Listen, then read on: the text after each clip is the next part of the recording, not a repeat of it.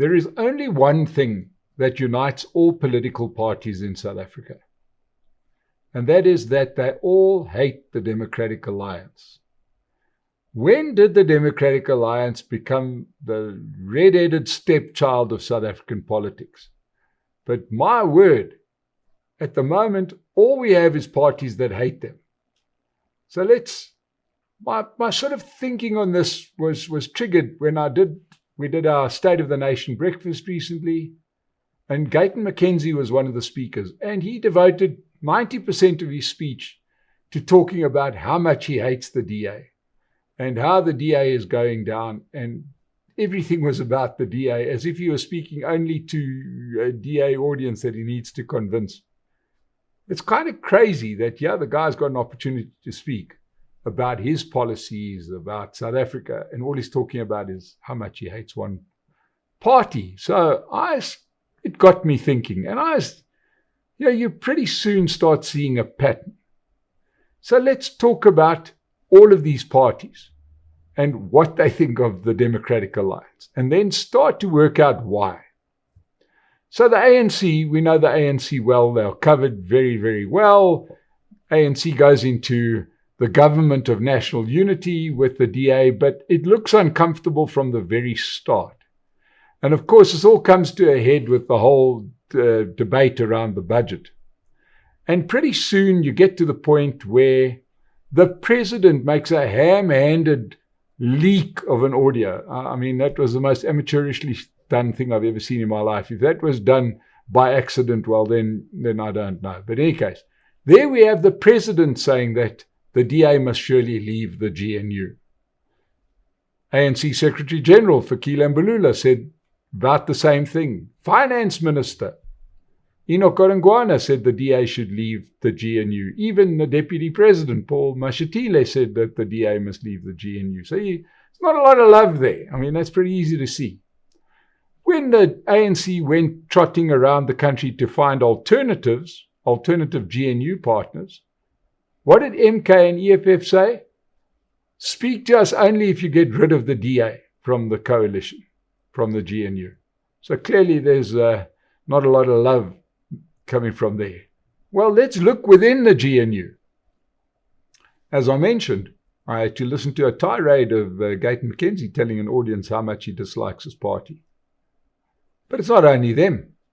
Freedom Front Plus, who a lot of people say have been in alignment with the DA, didn't they vote to get rid of the DA? They broke an agreement, a long-standing agreement in Oudtshoorn to get rid of the DA, and said that they're going to look at further municipalities and so on so that they don't have to work with the DA. We know Action SA, what they did in the city of Tshwane to get rid of the DA, and one can think that much of their action on the budget, where they swooped to the defense of the ANC to pass a VAT hike, that was done, as we know. We had them on the State of the Nation, Michael Beaumont, Herman Mashaba, Ethel Trollip. Those guys can't finish a sentence without telling you how much they hate the DA. In actual fact, I'm pretty sure that they're convinced that it's the DA's fault that we had the COVID pandemic. You just kind of blame them for everything. So you start seeing a trend here. You've got to say that the one party that's always been in step with the DA by and large has been the IFP. They talk to completely different constituencies. But even the IFP refused to support the DA on the budget issue. Instead, they also chose to raise VAT. So, what can one conclude by this? The smart money has got to be when everybody is aligned with something like this, then the problem must be with the DA. What is the allegation that we always hear about the DA? Arrogance. Arrogance, arrogance, arrogance. That's the one thing that always comes out. To be fair, not from everybody. In some cases, if one looks at the comrades, i.e. the ANC, Mkhonto weSizwe, economic freedom fighters, that one looks like it's racism.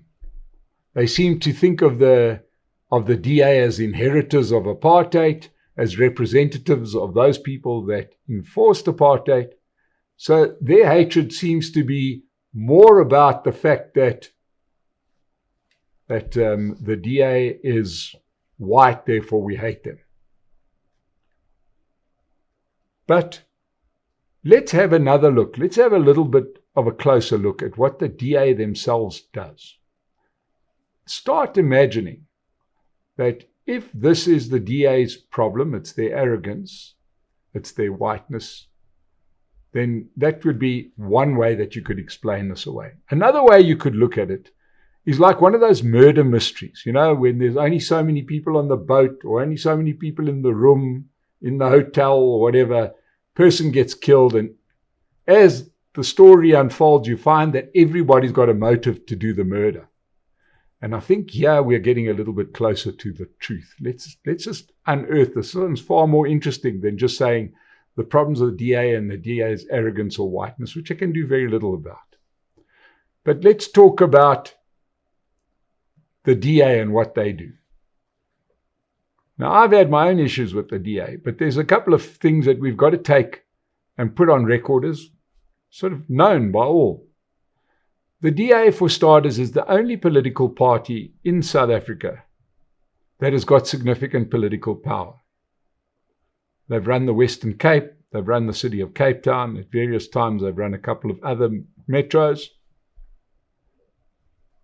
But it's the Western Cape thing and the Cape Town thing which I think irritates people the most, because those areas consistently run much better than the other provinces and other cities around the country. That's by every metric. What else do we know about the DA? Well, where they've governed, generally speaking, they've got clean audits. DA is a collection of people. You're always going to find bad people in any organization, and where they have found corruption, they've acted upon it. We've got Malusi Boy down in the Western Cape, or in the city of Cape Town, being held for corruption. DA acted quite fast on corruption. What else do we know about them? Well, they've done all of these things, and they've run around the country, done a whole lot of stuff better. Their cabinet ministers in the government of national unity have outperformed the other cabinet ministers. They've been more energetic. They've done more stuff. Now you start getting a picture of the DA, and maybe this leads to our murder mystery. As I mentioned, ANC, EFF, MK, they're going to tuck this one firmly in the apartheid bag. Maybe you can put the Patriotic Alliance there as well. They also cite the arrogance. What is the arrogance that they cite? The arrogance is that the DA generally stands on their principles. They don't have another set of principles.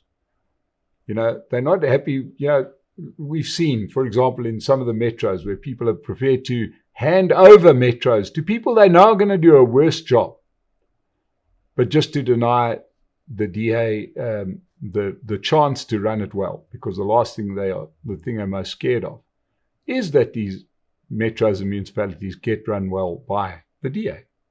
So that certainly does give motive to those parties. But let's look at some of the other parties. Yeah, Freedom Front Plus, Action SA, Rise Mzansi, Bosa. These are parties that at various times have problems with the DA. Well, in this case, they are contesting for the same pool of voters. They are looking at that 20% to 22% that the DA gets and saying, we want a piece of that. So they're kind of incentivized to bring the DA lower because they want votes from the same constituency. It's a pretty powerful thing. They don't want the DA to be successful, because the more successful the DA is, the more likely they are to lose votes to the DA. That gives them motive in this, right? And like I said, their biggest fear is that they support the DA and the DA runs a place well, makes the DA look better, makes them lose votes to the DA. So this mystery starts becoming a lot more interesting when you think about it, that you've got, for different reasons, a whole lot of people want to commit the same murder. Now, this isn't useful, and it can't be very easy for the DA as a 22% party to take on the world. right? Now, you would have thought, if you came down from Mars and you looked at the South African political scene, that the bad guy would be the party that's run the country badly. But it's not. It's the party that is where they've run things quite well. Now, I know a lot of people are going to talk about Gugulethu, Khayelitsha. Those are such tired arguments. In a country with disparity like South Africa, you're going to get poor areas, and it's hard to provide services. But remember, in those services, in those particular municipalities within those metros, who represents them? Who are their ward councillors? Not DA ward councillors. They're let down by ward councillors voted in from other parties. But it's still a problem that lives with the DA, and it's not going to do them the world of good to have no allies. So what could they do better? The DA tag of arrogance sometimes could just be the fact that they stand their line. They say no VAT increase, they don't mean 0.5%. Once again, to hear Gayton McKenzie say that we should be happy to have a 0.5% because they wanted 2% increase. Well, I don't know. That's like somebody walking up to you and only punching you once when he said, I was going to punch you 4 times. He didn't need to punch you at all. So the arrogance sometimes is born out of the fact that they sort of stand their ground. Could they do it in a nicer way? Oh, absolutely.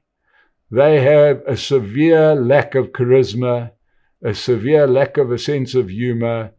And of course, the biggest problem is that it's usually delivered out of white mouths. And I think that the DA should be a little bit more understanding of the situation in South Africa. Representativity matters. I think the DA could do that better. But what more could they do? Would it help? Would people like them more if they run the place a little bit more like the ANC? Is that what they want? I mean, take a party like Action SA, happy to run Johannesburg, under the ANC into the ground rather than the DA. What are they to do? Do they just stand there and take it on the chin?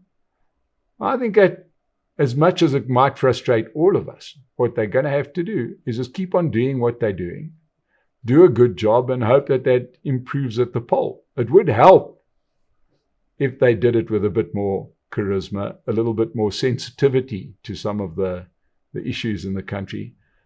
But I think that, using the old judo trick of using somebody else's weight against them, the fact that they are disliked by all could possibly be their calling card, could actually be something they trade off. Because, my Lord, it doesn't look like there's anything they can do that pleases anybody at the moment. And it's more of an observation. This isn't some kind of support for them. Although I will happily admit that they do a better job. There's no comparison between the Western Cape and the other provinces. There's no comparison between the city of Cape Town and a city like Johannesburg or eThekwini or Mangaung. It's in a different league. And I think that there's going to come a time when South Africans, you, me, people that write articles, etc., should acknowledge that this isn't a weakness, this is a strength. This isn't arrogance to do your job. It's what we pay you for. And this must be one of the few countries in the world where we get angered by people that do their job. So perhaps the problem is us. Perhaps the problem is that we are scared of somebody doing their job properly. But it would be quite a change to see them not being the dog that gets whipped, but to see them as being acknowledged for doing a job quite well. Because right now, South Africa could definitely do with people doing their jobs and doing them well, turning South Africa into a world-class place. Because right now, if you were to get people to come here from overseas, which city would you tell them to visit? I can tell you that you'd have rocks in your head if you told them to visit Johannesburg. But you might just go to Cape Town. So I don't know where this goes to, but it's just a crazy observation that this little red-headed stepchild gets hit by everybody. And I don't know about you, but I think it's It's time that we acknowledge some of the work that they do and actually turn our vision to the people who are genuinely not doing their jobs. Maybe some of that hatred should be saved for the people that have stolen our money, that don't fix our streetlights.